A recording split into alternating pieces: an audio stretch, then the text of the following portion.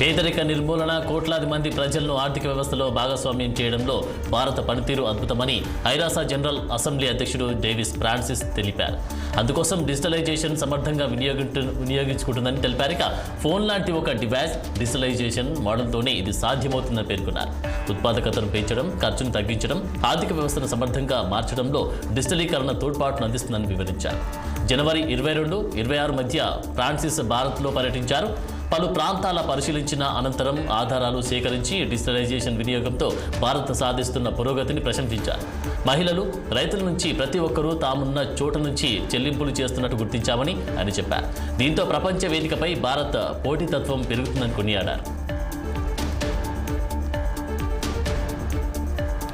భారత రాజ్యాంగంలోని 371వ ఆర్టికల్ను మార్చాలన్న మోదీ షా గేమ్ ప్లాన్ను కాంగ్రెస్ పార్టీ అధ్యక్షుడు మల్లికార్జున ఖర్గే అనుకోకుండా బయటపెట్టారని కాంగ్రెస్ సీనియర్ నేత జైరాం రమేష్ అన్నారు. అయితే ఖర్గే 370 ఆర్టికల్ అనాల్సింది, పొరపాటున ఆర్టికల్ 371 అన్నారని తెలిపారు. అయినప్పటికీ మోదీ షా అసలు గేమ్ ప్లాన్ బయటపడిందని జైరాం రమేష్ అన్నారు. ఖర్గే చేసిన వ్యాఖ్యలపై కేంద్ర హోంమంత్రి అమిత్ షా వెంటనే విరుచుకుపడ్డారు.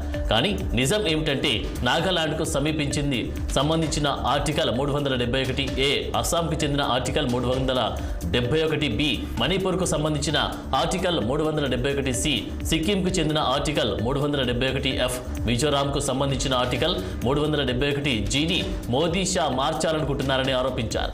అదేవిధంగా ఆర్టికల్ 371H అరుణాచల్ ప్రదేశ్కు సంబంధించిందని జైరాం రమేష్ అన్నారు. ఆర్టికల్ 371J పూర్వపు హైదరాబాద్, కర్ణాటక ప్రాంతానికి సంబంధించిందని ఆయన గుర్తు చేశారు.